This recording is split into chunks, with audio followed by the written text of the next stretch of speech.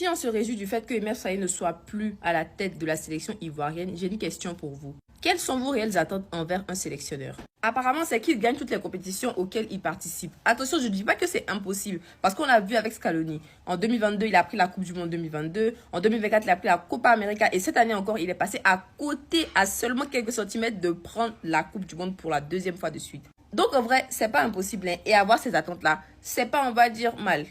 Sur cette situation-là, avant de donner mon avis, je veux qu'on fasse une analyse factuelle. Emer Faé a pris les rênes de la sélection pendant la CAN 2023 en Côte d'Ivoire. Après que Jean-Louis Gasset, paix à son âme, dirigeait la sélection.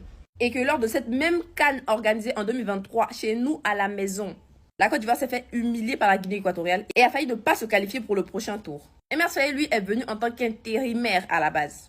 Juste pour assurer après la démission de Gasset. Parce que, encore une fois, je rappelle, c'est pas la fédération ivoirienne qui a mis fin au contrat de Gasset, c'est lui-même, paix à son âme, qui a démissionné au vu du résultat qui était catastrophique. Et honteux pour le pays, en plus pour une CAN qui était à domicile. Donc c'est comme ça qu'Emer Faé, lui, il arrive, on va dire, au pouvoir de la sélection. Il est connu du public en tant qu'ex-footballeur, mais pas vraiment pour, on va dire, ses prouesses en tant qu'entraîneur. Mais vu qu'on était serré, en vrai, on l'a pris. Et il s'est avéré qu'à la fin, il y a eu le sac de la Côte d'Ivoire. On a remporté la CAN pour la 3e fois de notre histoire. Après ça, il y a eu les éliminatoires de la CAN, les éliminatoires de la Coupe du Monde 2026, compétition à laquelle la Côte d'Ivoire était absente depuis 12 ans. Sa dernière participation datait de 2014. Et à cette époque-là, souvenez-vous, on n'avait pas passé les poules. Pendant ces éliminatoires, on a vu une Côte d'Ivoire qui recommençait, on va dire, à ressembler à la Côte d'Ivoire des bonnes heures, des belles gloires. Avec tout le vivier et tous les talents ivoiriens partout actuellement dans le monde, Emer Faé changeait de nom d'une liste à une autre en intégrant des binationaux, en donnant leur chance à certains U23, même si match après match, il n'avait pas vraiment d'équipe type.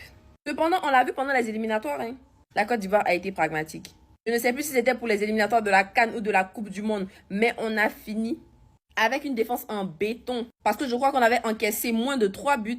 On a vu un nouveau visage de la Côte d'Ivoire qui nous a donné envie, nous, Ivoiriens, de resuivre la sélection, de remettre le cœur encore. On a eu des matchs amicaux contre des sélections comme l'Uruguay. On les a tapés, on était tous contents. On était tous satisfaits, même si dans sa méthode, tout n'était pas parfait. Parce qu'il y a certaines sélections de joueurs qu'on n'arrivait pas à comprendre. Il y a des joueurs qu'on estimait qui ne méritaient pas la sélection qui était sélectionnée. Les critères de ces listes variaient d'une liste à une autre.